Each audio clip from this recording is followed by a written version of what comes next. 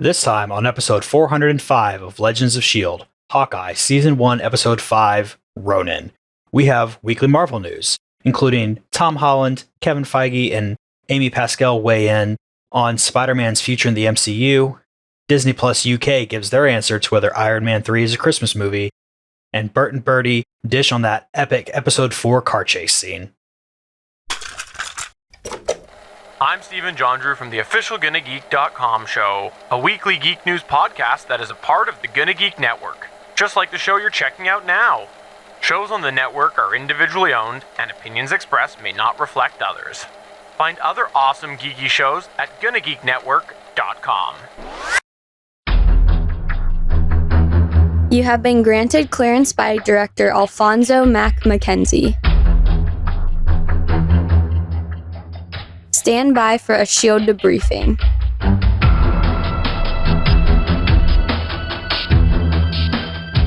All information to be discussed here is classified and may only be discussed among agents granted clearance by the S.H.I.E.L.D. director.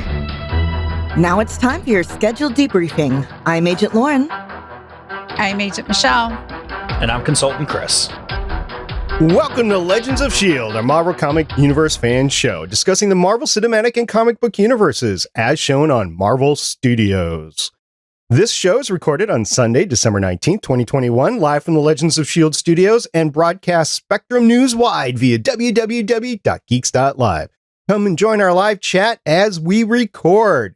Hey gang, happy National Hard Candy Day. I'm going to have to celebrate that one later. Yeah? I think I ate all of mine yesterday on accident, though. What's your favorite hard candy? Lemon Jolly Ranchers. Ooh, I can't do the sour. Did any of you have grandparents that had like that bowl of hard candy and then somehow it like they all get stuck together? So when you go to reach one, you end up like picking up Yeah, you like pick the up. whole thing. Yeah. And then it's only one thing, so you get like 4 pieces of candy. I like the individually wrapped, like butterscotch. That's what I like. Those are pretty good. There's a, I think the brand is Milka. No, wait, no, that's a chocolate brand. There's Milky, maybe? Anyway, it's a Japanese brand that does, like, they have matcha latte hard candies, and it's really good. I need to be more cultured like you, Lauren.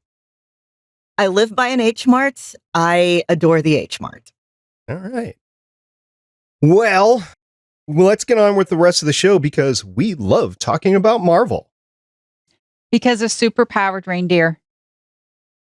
If you'd like to talk to us about superpowered reindeer, you can visit our website, legendsofshield.com. You can leave us a voicemail about how much you like American Christmas at 844-THE-BUS-1. That's 844-843-2871. You can share your favorite Christmas gifts with us at our Twitter, Legends of S.H.I.E.L.D. You can see us on YouTube, youtube.com/GonnaGeek. You can tell your Amazon device to enable Legends of S.H.I.E.L.D. skill. You can join our Discord server where we have a specific spoiler channel. So you won't run into Spider-Man spoilers on our Discord at GonnaGeek.com/Discord. And remember, Legends of S.H.I.E.L.D. is a proud member of the GonnaGeek.com network. You know, I have to say, one of us lied already at the beginning of the podcast. Do you know which one of us lied? Michelle, do you want to take a stab? Well, it's not so much a lie. It's just that we haven't announced his promotion. So technically, because we have not officially promoted him, he technically was still a consultant at the beginning of the show. Oh, well, I mean, there was a promotion behind the scenes, but you're right. We have not announced it. It has not been on social media. It has not been on a Discord server, and we have not related it in the podcast in previous shows. So I guess we have to do that now. Chris, congratulations. You are now an agent of Legends of S.H.I.E.L.D. Yay, retroactively, it makes that one appearance where I tried to call myself an agent look not so bad now. Well, that's still going to go on your first performance eval. That's fine. Your lanyard should arrive soon. Thank you. Got to have a lanyard to be a Legends of S.H.I.E.L.D. agent. So congratulations, Chris. We welcome you with open arms and all the accesses and burdens thereof. Well, my cats were very excited when I told them. Oh. Okay. Well, that is the rest of our intro. And now we have a very, very special episode of Hawkeye to talk about.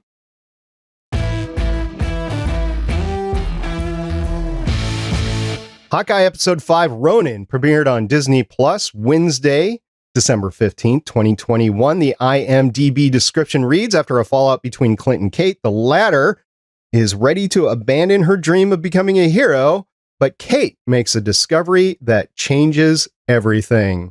Chris, as a new agent, I'm going to cold throw this over to you on who directed the episode. This episode, like most of the other episodes we've looked at, was directed by Bert and Bertie. They still have their 8 directing credits started in 2006. Indeed, and we will talk about them later. Lauren, you want to talk about the writers? Sure thing. So first off, we have Jenna Noel Frazier, who has 2 writing credits since 2018, starting with 8 of the Romanoffs in this episode of Hawkeye. And as head writer and showrunner, we have Jonathan Igla, who has 7 writing credits starting in 2015, including 33 of Mad Men, 1 of Masters of Sex, and 6 episodes of Hawkeye. Well, now, what exactly happened in the episode of Ronin? Gee, I wonder. Oh, I might have written a synopsis. So here we go. We're going to read this off. In an attempt to inform the viewer what happened between the end of Black Widow, the movie that we saw earlier this year, and seeing Yelena last week in Hawkeye, the episodes begins in 2018 with a Black Widow home invasion. A short Black Widow action fight ensues until Yelena ruins a $20,000 rug with red spray paint in a sorority prank. Yelena goes to the washroom to freshen up afterwards as the viewer is treated to a visual effects spectacle of how the snap looked like to somebody who was taken. Now, 5 years later, Yelena, who was snapped, learns Natasha is dead and the Marvel pre-roll plays. Kate returns to the penthouse, bruised and exhausted, and Eleanor practices her best first aid. Kate informs Eleanor about the evidence mounting against Jack, while Kazi and Maya discuss their next steps to vengeance. Kate Bishop returns to her burnt-out apartment. Yelena shows up and cooks mac and cheese for Kate Bishop and discusses tourism and reindeer with Kate Bishop. Yelena criticizes Kate Bishop for having one fork. The pair share vigilante concerns before Yelena does a cool exit out the window. Meanwhile, Clint and the pizza dog hang out with Grills. Kate returns home to see Jack taken by the police, and Clint apologizes to Natasha's memory. Kate fills Clint's voicemail inbox to the brim, and the tracksuits jam to the Die Hard limo theme until Clint delivers a message to meet at the flagpole during recess. Clint/Ronin tries to talk with Maya and the tracksuits, but ends up in another night street fight worthy of Arrow Season 2, motorcycle departure and all. Clint is finally able to tell Maya that her boss set her up the night that her father died, and Kate saves Clint with a well-placed arrow. Maya sees Kazi as the one who set up her father. Yelena finds out Eleanor hired her and passes the picture of her mom and Kingpin to Kate. It's Vincent D'Onofrio. It's an epic Netflix Defenders crossover. # it's all connected. And roll credits, including Kingpin's silhouette over the end bits that we've come to know and love. All right, that's what happened. Now we're going to talk about our first impressions. Lauren, what are your thoughts? Ooh, I loved this episode. I love Yelena so much, and I really want a buddy comedy with her and Kate Bishop as roommates. I mean, come on, that ending bit is just... I've been wanting to not let myself hope, and so I absolutely screamed when it happened. I thought it was a well-paced episode.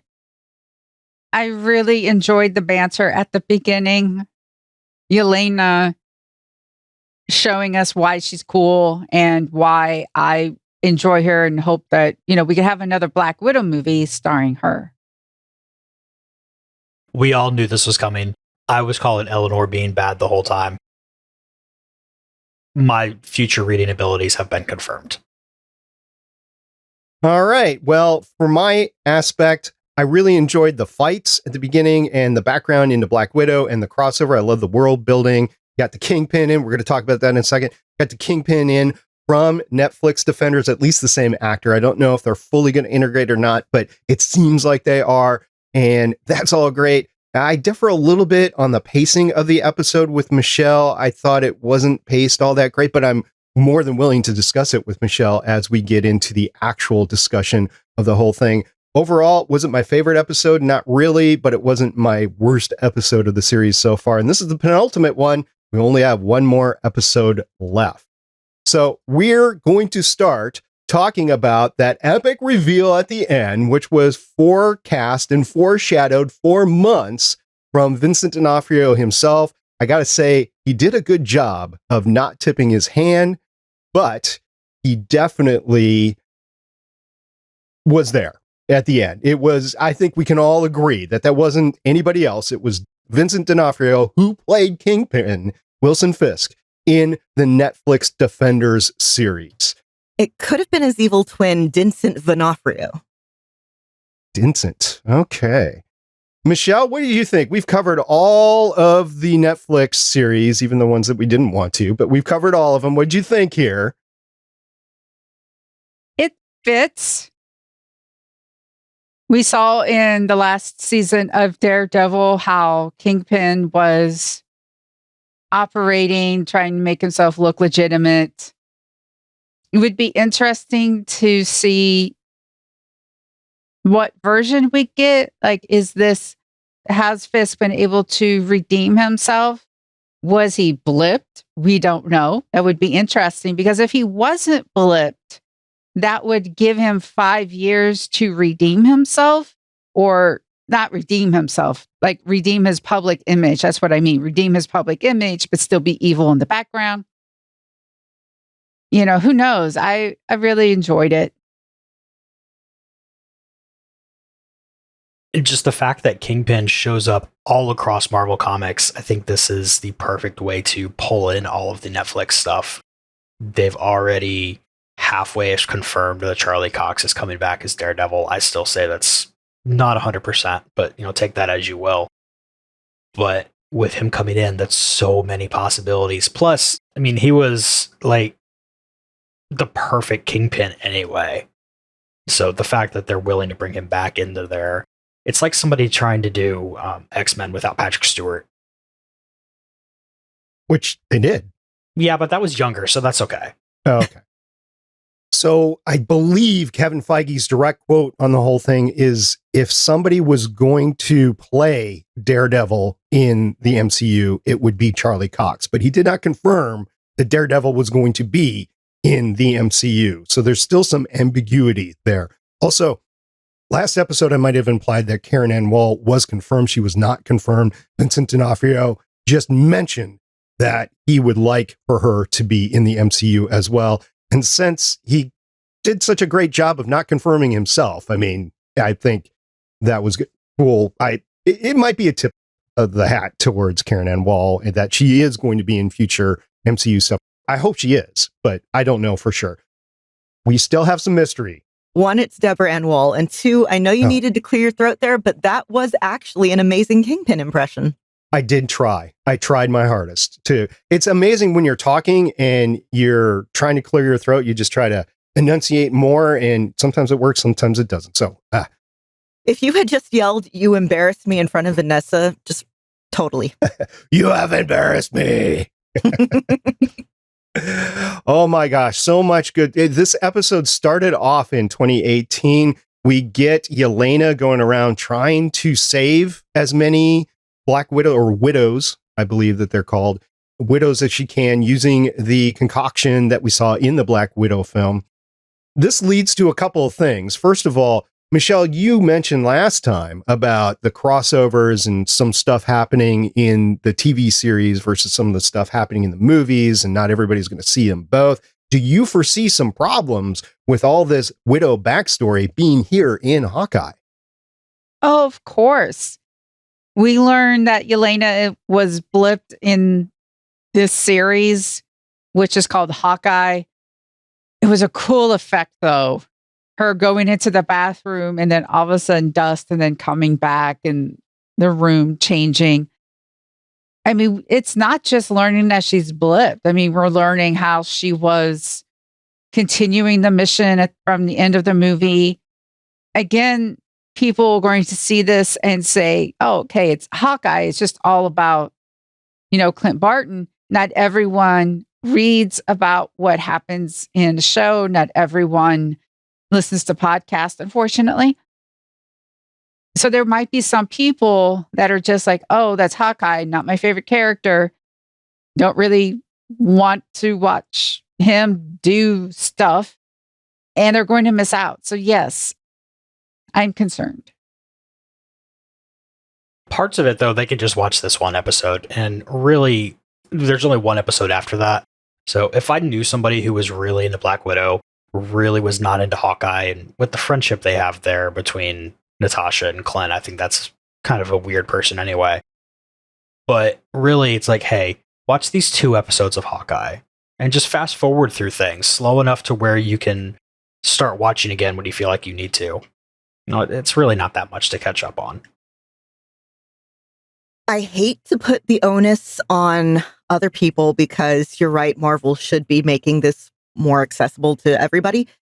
But YouTube compilations, I don't know. That's how I've caught up on a lot of stuff that I'm otherwise not interested in, except for like one storyline. There's usually somebody out there who's put together an explainer or a compilation video. But that said, they shouldn't have to. But that also said, I'm really enjoying this show. Michelle, you brought up the blip. You brought up the snap. You brought up the point where Yelena is being dusted and then she comes back together. It's 5 years later. It's not instantaneous. You see the walls changing in front of her. She comes back and then the walls change in front of her. We have not seen that perspective yet. And yet it was amazing. I really enjoyed seeing what happens to a person as they phase out and then phase back in.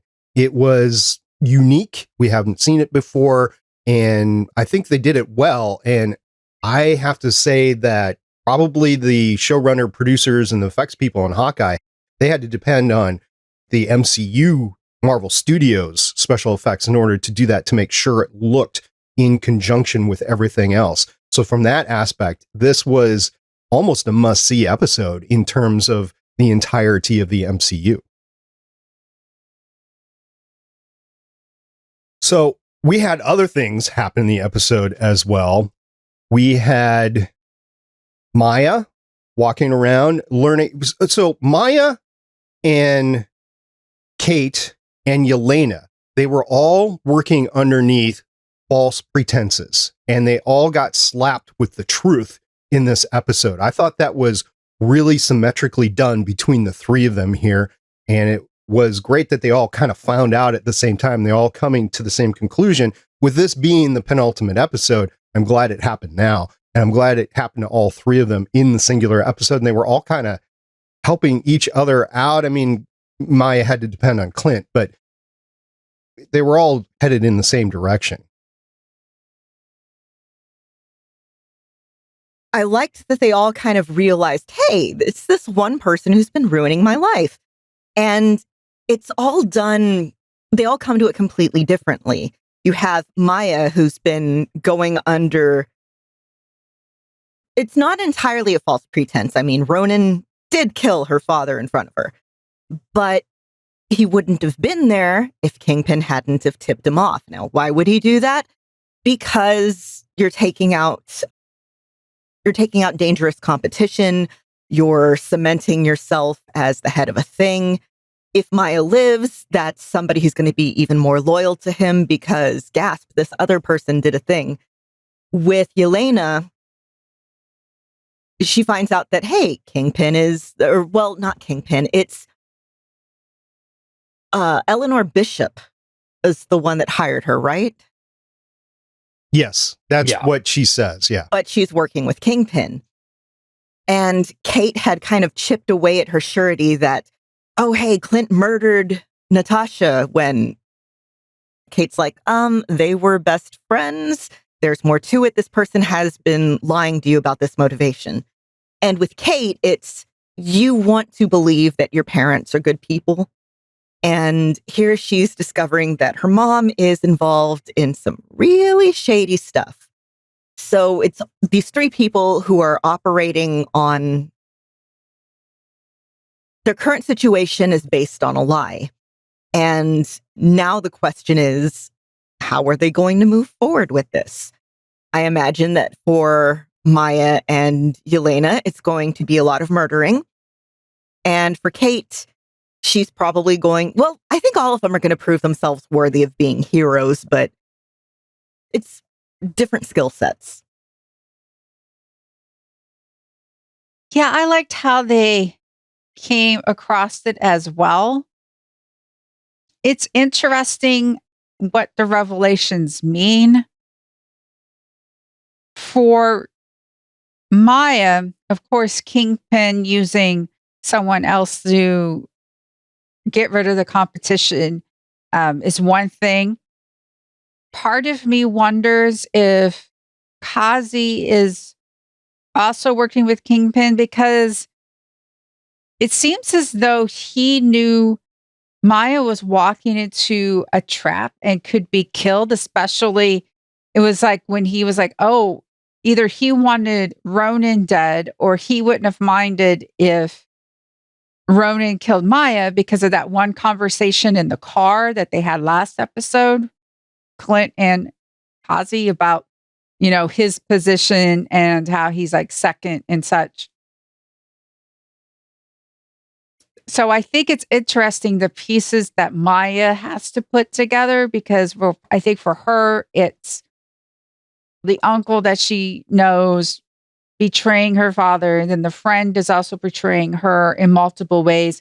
So for Maya, I think it's, yes, Kate's finding out that her mom is all shady and stuff, but for Maya, it's multiple things that she's finding out. And I really liked how we didn't get the full reaction from everybody. You see Maya's full reaction and putting all the pieces together and who else is going to be involved. You see a little bit of Yelena's reaction and, okay, you know, maybe I've been wrong this whole time, but you don't see anything from Kate. It's pretty much just, hey, here's a picture that you know, that we know as viewers that she got, but we don't really see any of the aftermath from what happens after she sees that picture. No, we don't. And I believe it's probably going to start right back there next episode. So we'll see that as it goes. By the way, we got an excellent girls' night in this episode. We had the cooking for each other. You had Yelena cooking for Kate in the burnt out apartment, which I'm kind of surprised that the oven still worked after all the fire damage. But you had that. And I think that was a touching moment between the two. And Yelena kept calling Kate Bishop the entire time. And I'm wondering if that's going to continue. I kind of hope so. So that is, as far as I can tell, also kind of a Russian thing. You see this a lot when you read like Russian literature. People will call each other by their full names. But it's also, as Kate pointed out, you're pointing out that you know stuff about me. I want them to be roommates. I want them to be best friends. I want them to keep interacting. I love them both so much. They were great. Yelena, you know, coming off of the Black Widow movie about how she would tease Natasha about, you know, posing and wanting the vest, being able to make mac and cheese, and then finally putting hot sauce on it. That is interesting how she's learned to like hot sauce. I have never put hot sauce on my mac and cheese. Has anybody else put hot sauce on your mac and cheese? No. No, but I have a fun fact about this hot sauce in particular. Okay. So I saw this on the internet, you know, take it for what it's worth. And I'm going to refer to everybody as their character names because that's just easier for me. but apparently Yelena really likes hot sauce and Kate doesn't. So her asking if she was done, or Yelena asking if Kate was done with the hot sauce and if she can go crazy, was real life Yelena asking real life Kate if she can just dump a bunch of hot sauce on it so she can eat the rest of it. Apparently, according to Adana Girl on Twitter, she gave us some behind the scenes information. The whole thing about the cutlery with the one fork and everything, that was all improv by the actor that plays Yelena, and Kate Bishop just ran with it. Good for them. Yeah. That was really, it felt very natural. And with this version of Kate, you can totally believe that she'd only have enough, silverware, fork, cups, and stuff for just herself. I still have a concern on what this apartment is from, because she said that I got this because of the settlement in the death of her father, but it was never shown before that. So I still have a concern about where this apartment came. Maybe I'm just reading too much into it, but there you go. Her mom works with Kingpin. That's what I'm chalking it up to now. Well, yeah. Everybody's got to have that second place, right? And for a rich New Yorker to own multiple apartments, that's not unheard of. Oh, yeah. Because, well, first of all, real estate investment. And second of all, if you happen to be crashing in a different part in the city, I mean, not everything is a 5-minute walk in New York City. Oh, God, no. I've visited there once and nothing was a 5-minute walk. I was born there. And oh, yeah. I was born in Brooklyn. Yeah. So you're just a kid from Brooklyn? That's right. I'm just a kid from Brooklyn. Go figure. The one time that's actually come into play. Kazi, I'm wondering how deep he's involved with Kingpin, because obviously there's something there. I just don't know what it is at this point, but I've got my eye on him. Anybody else got their eye on him? Well, yes. Of course. Yeah, he's, first of all, he's in too many of the, I guess, right, wrong, whatever places at the right, wrong, whatever time. And he is a comics character with a history there, and that had me kind of suspicious against him to begin with. I'm just kind of glad that here he's not wearing weird clown makeup. Yeah, I'm glad he's not wearing clown makeup as well, for a variety of reasons, not just because it doesn't fit in with the show, but also clown makeup. They were in the KB Toys. And let's get back to Jack for a second, because we saw him being arrested, and after Kate mentioned something about it, personally, I think it's a misdirect, because in the comics, I don't know anything about this, but I guess Jack is a character called Swordsman in the comics. Yes, he is. So I think that Eleanor and Jack have set this up just to put Kate at ease, but that he was going to go to the police station and iron out everything, and that they would move forward. That's just what I think. Jack is just... Oh, yeah, probably. I mean, he's rich, and they're all working together behind the scenes. So either he's the fall guy, or he's just going to iron it all out and blame it on someone else. Yeah, so Michelle, what do you think about the relationship between Eleanor and Jack?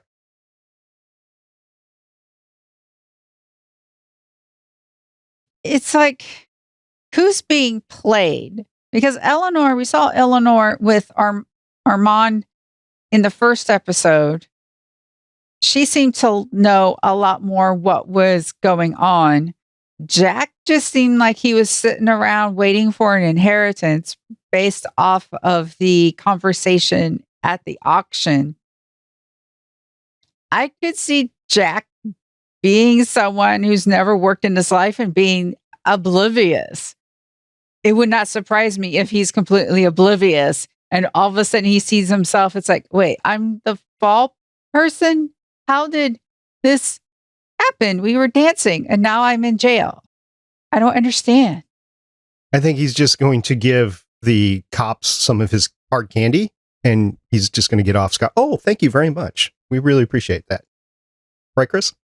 Yeah, I think this is just an old school, like, royal marriage. They're marrying each other together in the relationship for their own evil, twisted plan, political reasons. but smart enough to play it off like it's a real thing, because the world we live in now, you need to at least pretend. This is why evil people shouldn't date each other, because it's always just a game of, okay, who's going to be the fall guy first? Oh. Actually, you should probably just never date an evil person anyway. Well, that's true, but I have to admit, I really enjoyed Vanessa and Kingpin. Well, yes. Yeah. They definitely had their issues as things went on. So, Michelle, I know you're just chomping at the bit here. There's just a question that you have to ask me that is just burning at you here, especially since we're talking about Hawkeye, which is done during the holiday season. Hey, SP, we've been keeping this running scorecard about how well Hawkeye measures up against the criteria of a Hallmark holiday movie. All right. First of all, it has come to my attention since we recorded last time that there is not just one channel anymore dealing with these holiday movies. Because of some issues dealing with some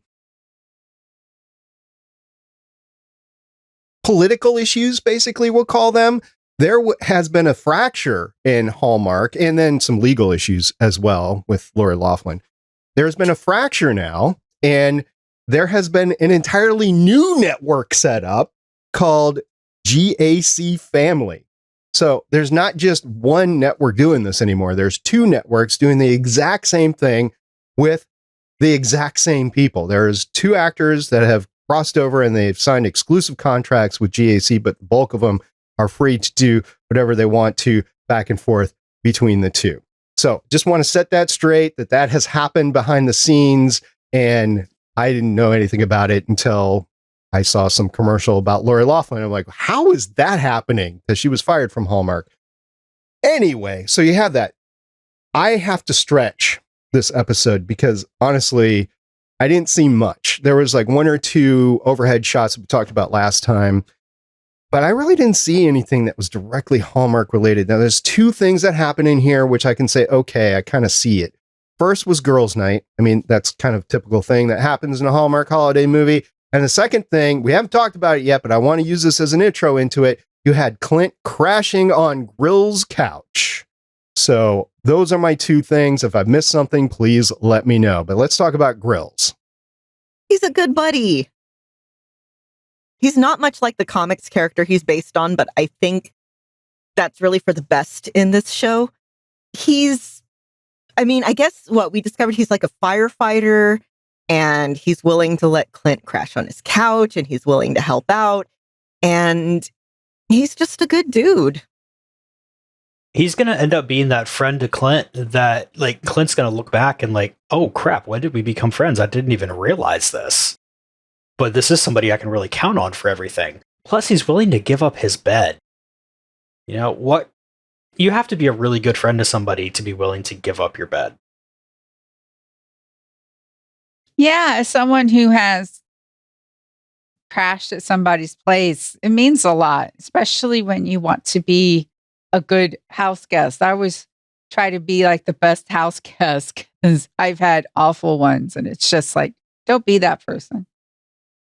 And Grills taught Lucky the Pizza Dog, and who has not been named yet, by the way, Lucky the Pizza Dog, how to do the dance trick. That's pretty cool. I mean, that takes some work, and that takes some rapport between the dog and the trainer there. So Grills, I mean, if Lucky's into you, then all of us are into you too. All right, one last thing to talk about, at least that I know of. Let's talk about what's going to happen here next episode. And in particular, I want to talk about Clint's family. So, Lauren, what do you think's going on there? So Laura is totally an agent. We're all agreed on that, right? One way or another, yeah. Yes. She's got some training. I don't know if she's Mockingbird, whatever, but she is totally an agent or an ex-agent, whatever. And I still think they're going to somehow end up at the Barton farmhouse to celebrate Christmas and possibly have a fight leading up to it. I don't know. But I'm like 90% certain that's going to end up happening. Now, here's my deal. Laura understands that the big guy is now involved, and there's nowhere that she can hide from the big guy now or their family. So I think they're going to take I've been saying this all along. I wouldn't be surprised if they end up at the farm, but I think they're going to go to New York City and they're going to join this fight that's going on and possibly leave an opening for Kingpin to return in the future along the way. But I think the kids and Laura are coming to New York City. That's my prediction here. Chris, what do you think about that? I think I'm kind of with you on this one. Getting to the farm, I think, is just a little too much to make everybody that would need to be there show up there. But you only have to bring the family out to New York. And then you can pull some Three Ninjas shenanigans there with all the kids, too. So, just to have some fun with it. On the travel thing, I have to defer to our previously covered episodes that we did on The Punisher, where everything is like a 3-hour drive from New York City. So it's possible. It's still a lot of people to coordinate, though. I don't disagree. Michelle, what do you think? Yeah, I think people coming to New York. I think you can go to New York, resolve everything. Kate has a fallout with her mom, and then Clinton and Laura are just like, you know what? Have Christmas with us at the farm, and then it ends with the farm, and then Yelena's there, hopefully making mac and cheese for Clint's kids. All right, so time for our last thoughts here, and I leave you with one question. We already asked it on Twitter, but I'm sure the three of you didn't pipe up on it. So I'm just going to ask you to go on record here. So what are your final thoughts? And the question of the episode is, will Yelena's dog Fanny meet Kate's dog Lucky the pizza dog? Lauren? I want them to. I want their dogs to be best friends. I want them to be best friends. Yeah, like I said earlier, I loved this episode. I don't think it was quite as, I guess this one was very much like set up for the finale, but I just love Yelena and Kate so much. I'm going to say no. The dogs will not meet up in this series. I think they're going to hold that back for the next time that Kate and Yelena meet up. But the show has been so much fun so far in this episode. I mean, yeah, it had its good points and everything, but it is definitely... I almost wish they had just released this in the finale at the same time so I could have just rolled straight through. You mentioned the dog, and I'm sorry. Oh gosh, I have to, content warning, sadness. There's this episode of Futurama where Fry's dog is waiting. We need to remember that Yelena was blipped. We do not know what happened to the dog. I'm so sorry. The dog it's 5 years and we don't know, like, did the widows find the dog and take care of the dog? We don't see Yelena with the dog. I'm so sorry.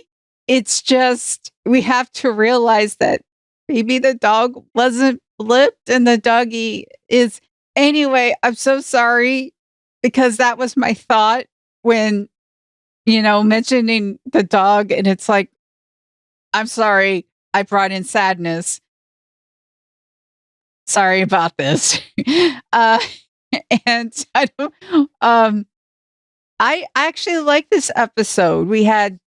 It moved from girls' night to Clint telling Maya having all these revelations. So for me, I liked it. I agree with Chris. It would have been nice just to go right on in to the finale. I wonder if the finale might be a little longer. A lot of these episodes have been like 45 minutes, maybe 50. Perhaps the finale might be a little bit longer. I hope so, because I don't want it to be rushed. Like all of a sudden they're in a room with Kingpin and you're just like, well, how did everyone get there? I hope they stick the landing. Like everything else, it's rough start, but it has the potential of having a really cool ending. Okay, so Michelle, to counter a bit of that sadness, remember that she had the dog when she visited Natasha's grave. So it was after the blip. Okay. This puts my mind at ease. Also, in Jurassic Park, he was sitting there for years waiting for Fry. I know. Yeah, dogs do that. But we don't know. Again, We didn't see it happen, so it didn't happen. I'm sorry. Okay, she had a dog. Yep. Fanny was the dog's name. Yeah. So, okay, but we still don't know how old Fanny is now. So I'm sorry to bring in sadness, but The way, just again, fan theory, this is the fanfic writer in me. I imagine that she got the dog after she came back and was like, wow, everything moved on. I need an emotional support animal to kind of ground me. then who's taking care of Fanny right now? She's at work. Another widow? Anna, however you pronounce it. Anna's got the family. Yeah. Yeah. Okay. It was important, I think, to denote the fact that she had to adopt because none of the widows have their reproductive organs left, right? According to the Black Widow movie. So it was important to denote that they had adopted. Maybe Fanny was kept by her dad because she mentioned her dad with mac This and is true. cheese. We don't know. Maybe mom and dad was not blipped and they're together somehow because they went with the widows. Maybe they're in charge of the widow and then they took care of Fanny. Okay, so here we go. We're curing the sadness that Michelle thought. They're running a halfway house for wayward Black widows, and they're taking care of the dog, who is not allowed anywhere near Melina, so she won't do like science experiments on it. You know what? It all works out. I went back after I watched the episode to watch Black Widow before we recorded here, just so I could get everything straight in my head and everything. And I'm glad I did, because even though it wasn't an epic Avenger, we talked about it before, it wasn't an epic Avenger level movie. It was still a fun movie to watch. And I'm grateful that I went back to watch it. Oh, okay. Wait a minute. So at the end of that, she was approached by Valentina. So does that mean that Kingpin is working with her or something? We don't. Yeah. Because that was also in Falcon and Winter Soldier because of him becoming U.S. agent. So, okay. There are now a lot of pieces on the board, and don't forget that you brought up the widows in the training compound at the end of Shang-Chi. Yes, I did. Mm-hmm. Which I still haven't gone back to confirm or deny or whatever, but I will take you on your word because I didn't see them or anything, but they totally could be there. There's a lot of pieces that are coming together here, and they've done an excellent job with it. Very tiny piece at the very beginning of the Black Widow movie. Baby Yelena asks Melina for mac and cheese for dinner, and yeah. And they ask about food, and he says something about, I've got gummy bears or something for the plane ride or something like that. Anyway, I love the discussion here. It makes me feel a lot better on the episode than I had really going in. I mean, I liked it, but I didn't like it as much until we discussed about it. So yeah, I'm looking forward to the final episode. I think this was a great penultimate episode. Really set up all the pieces on the board for what's going to happen in the finale, which is just in a couple of days. As we record this, we had to shift the recording time till Sunday versus Thursday. So just in a couple of days, we're going to get the finale. And for everybody out there, we will be recording the day after on Thursday, the 23rd, on our final thoughts on Hawkeye. And that'll be the last episode that we do for 2021. But we'll come back for 2022, and we definitely have Eternals coming in January. So we'll get all that. In the meantime, we have some great news to talk to you about Marvel Studios.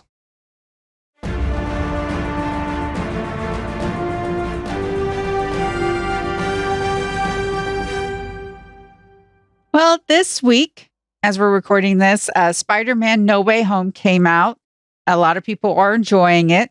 In fact, we have some news about what could be happening after No Way Home. Okay, so in all the press tours and everything, Kevin Feige from Marvel and Amy Pascal from Sony were in an interview where they mentioned, okay, well, let me just read what they said. Pascal said, "We're producers, so we always believe everything will work out. I love working with Kevin Feige. We have a great partnership along with Tom Rothman, who runs Sony. I hope it lasts forever." Feige chimed in saying, "Amy and I and Disney and Sony are talking about, yes, we're actively beginning to develop where the story heads next, which I only say outright because I don't want fans to go through any separation trauma like what happened after Far From Home. That will not be occurring this time." And the separation trauma that they're referring to was when Disney and Sony briefly ended their partnership. We talked about that. And we were like, oh my God, are we getting another one? They have to do it because of the ending for this one. Adding on to that, Tom Holland has reportedly signed on for a fourth Spider-Man film already in development. And that's basically it. Holland said, "The new deal that was struck up was this understanding between the two studios that should Marvel want me to appear in one of their movies, it would be an open conversation." He continued, "I don't think it's as black as white as I have a 3-picture deal with Marvel and a 3-picture deal with Sony. It's just this open conversation." He's also stated, "Maybe it is time for me to move on. Maybe what's best for Spider-Man is they do a Miles Morales film. I have to take Peter Parker into account as well because he's an important part of my life. If I'm playing Spider-Man after I'm 30, I've done something wrong."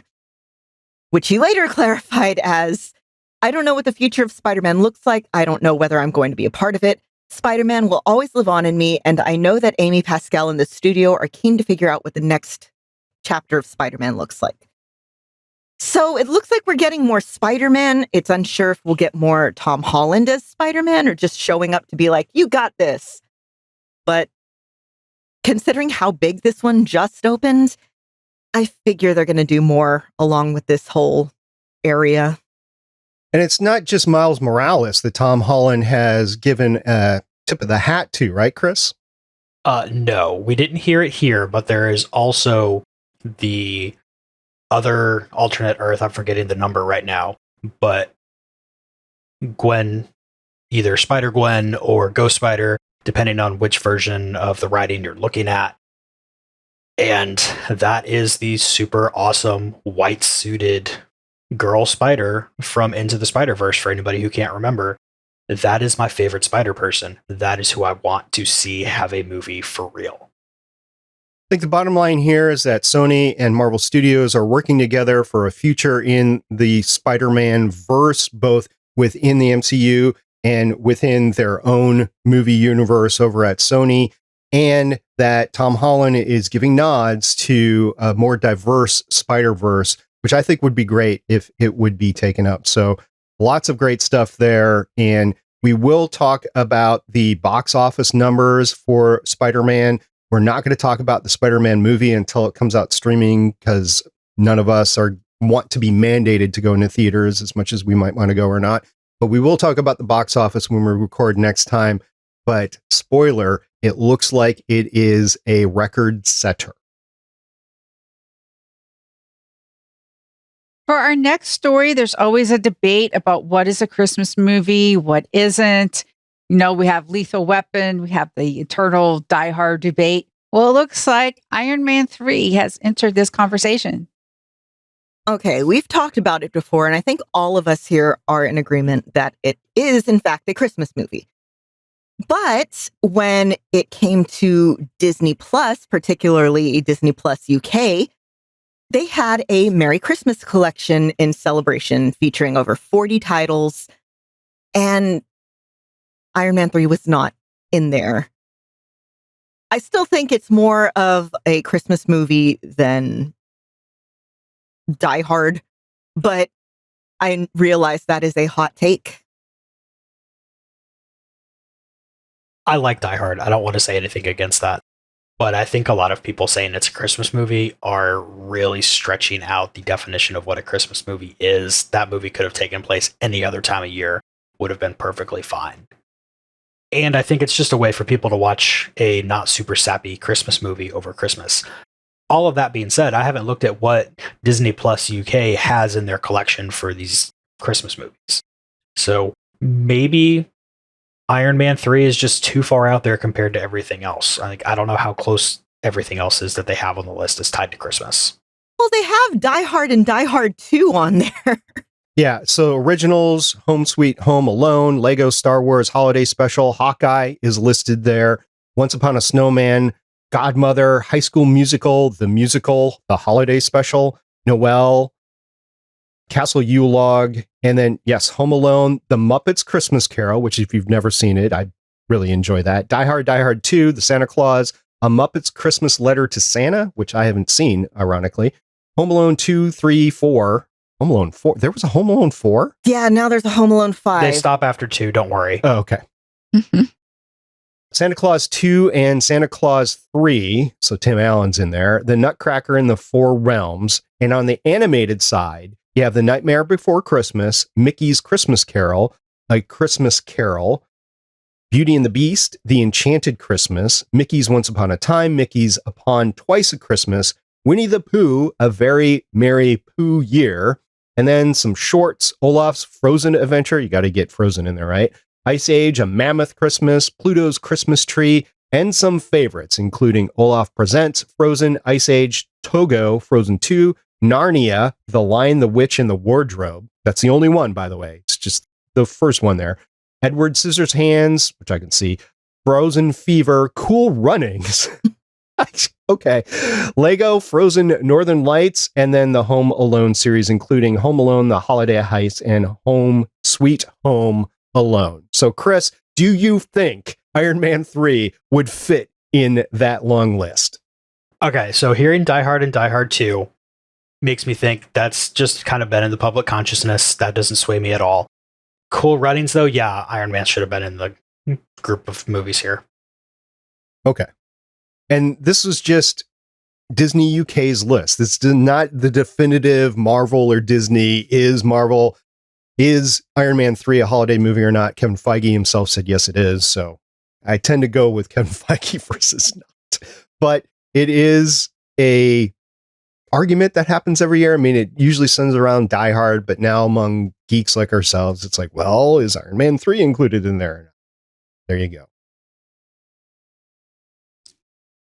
And finally, we have Hawkeye news, especially about the car chase in episode 4. Okay, so Bert and Bertie discussed the car chase in episode 3, where they were saying, oh, the car chase was so much fun. Was that something you wanted to do from the start? Bertie says, it was the thing we read that we were most excited about, opening the script for episode 3 and going, wait, there's an action sequence that's basically half of this episode. One of the standout moments people are talking about is that opening shot with the 360-degree revolving camera. That's something very early on we decided we want to do because we wanted to stay with Kate and Clint in this car on this journey as the tracksuit mafia are chasing them. Was there ever a time when you were thinking you'd do the entire sequence as a oneer, so like just the one shot like we've talked about?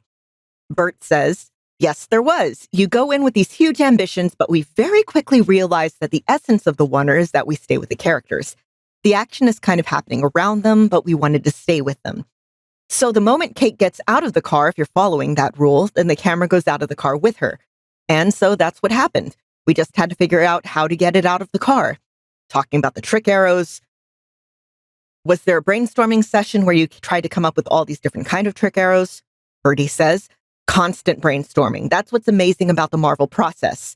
They're all about plussing. How can we plus this? From what other arrows can we put in the car chase came, what would be the arrow that could be used to stop Kazi and his truck in the Christmas tree car lot? So the situations led to new arrows. The smoke arrow appeared earlier on in the chase and it was too much there. It didn't really serve a purpose. So it came back later when Kate was trying to get Maya's car to crash. How early was the Pym arrow introduced into the mix? Way, way earlier, says Bert.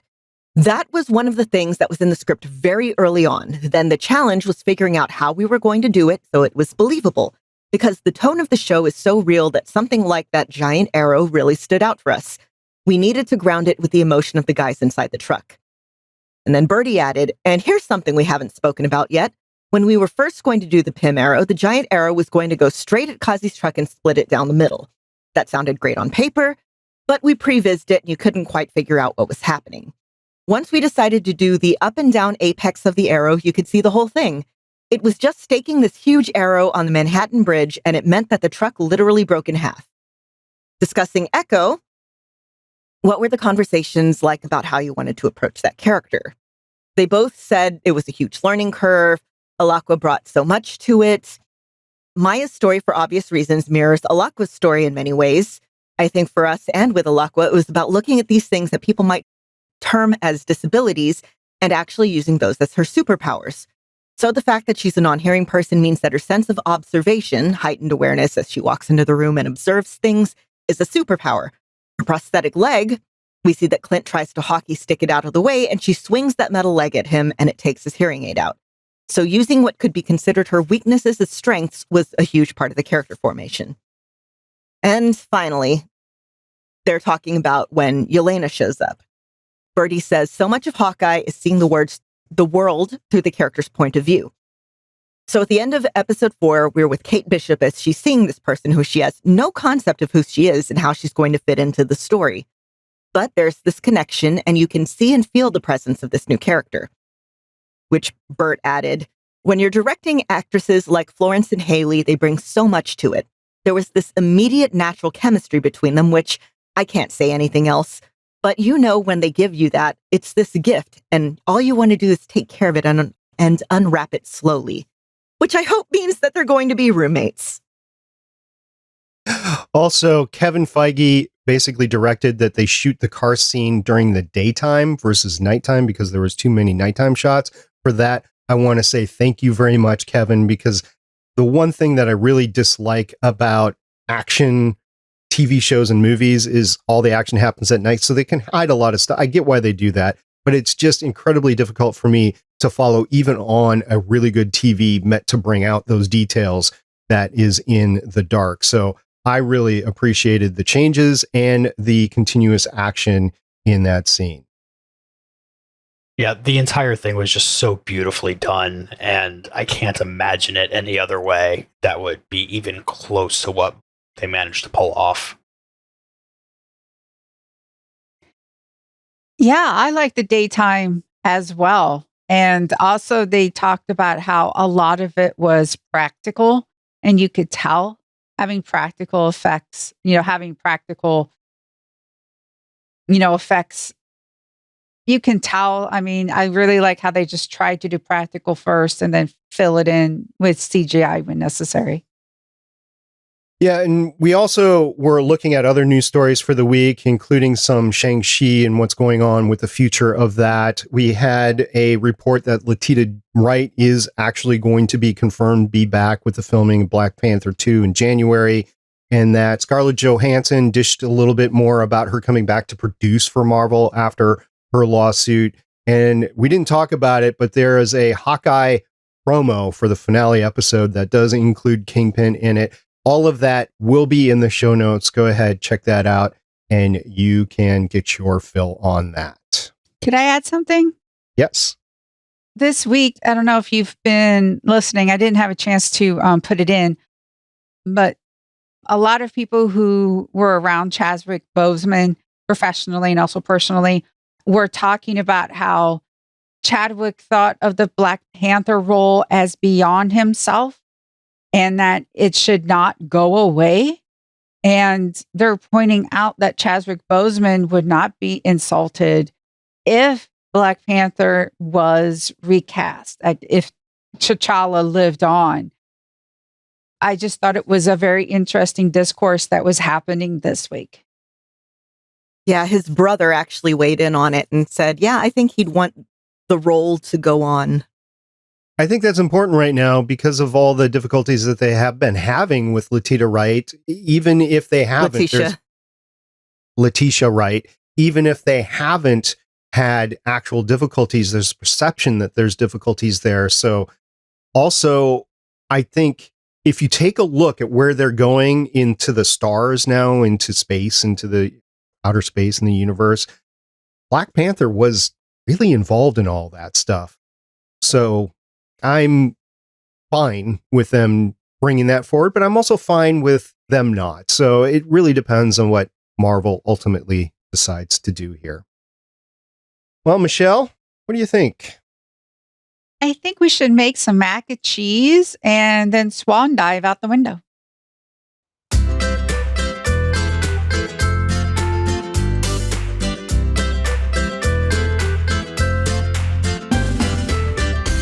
Oh my gosh, that swan dive. That was straight out of any Batman that I've seen and everything, with the grappling hook and getting him out and everything.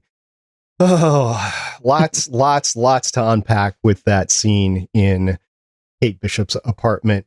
In the meantime, I want to say thank you to everybody. I want to say, if you want to get back with us on anything that we've talked about in this episode, please go ahead and get a hold of us. There is our Twitter account at Legends of S.H.I.E.L.D. There is our voicemail account, 844-THE-BUS-1 or 844-843-2871. And you can also catch us on our Discord server at GonnaGeek.com/Discord. Talk to us about the finale. Talk to us about this episode and your takes on where we thought everything was going to be. We would appreciate that. And also, I want to once again welcome Agent Chris to the podcast. Thank you very much for joining our troop more permanently. And we look forward to many, many, many episodes with you countering what I have to say. Well, that's the most fun part of this whole thing anyway, right? Is to have somebody who doesn't think the exact same way as you.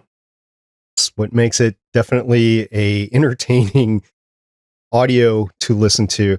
But you, outside of here, have your own podcast, and you had a couple of things happen since we recorded last time.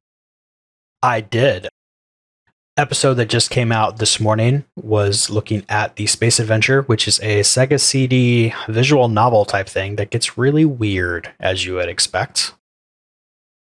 And before that, we had an episode talking to one of the hosts of the Wheel Weaves podcast, mostly talking, though, about the special spoiler-centered wiki that they're helping to run for the Wheel of Time called Splicky.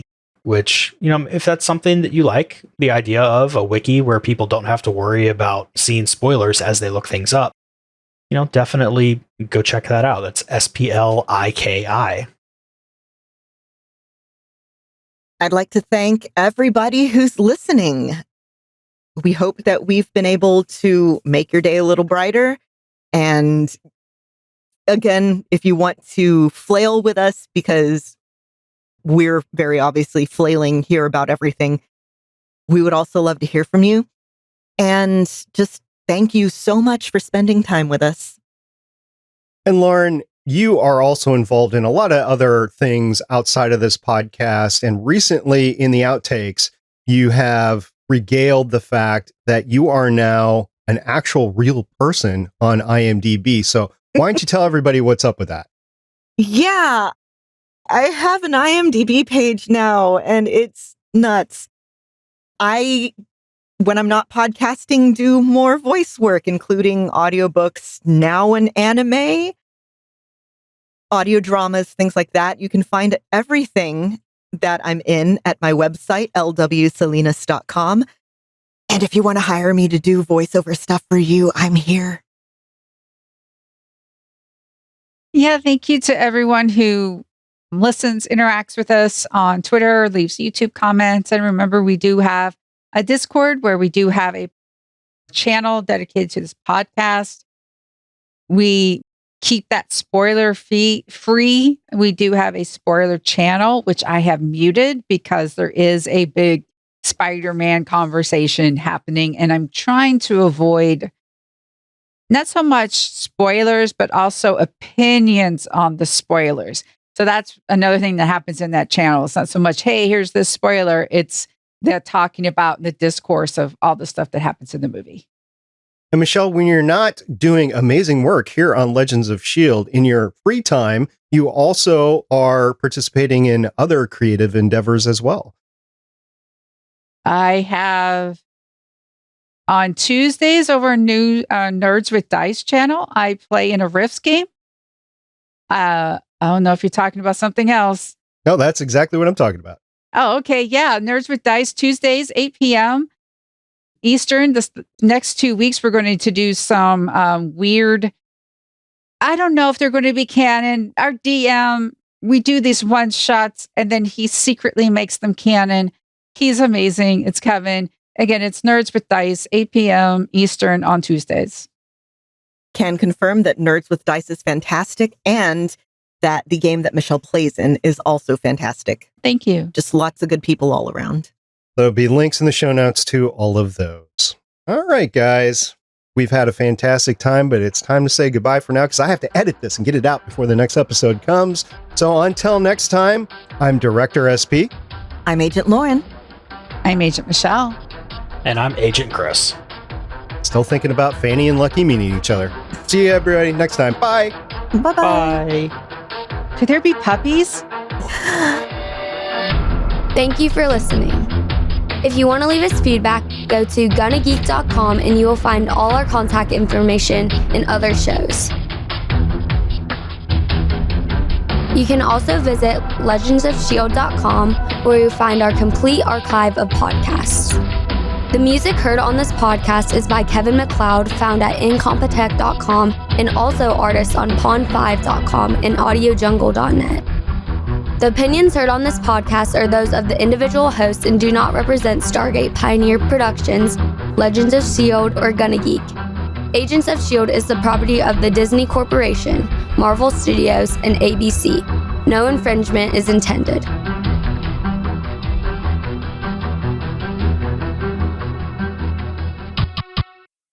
Legends of S.H.I.E.L.D. is copyright 2013 through 2021.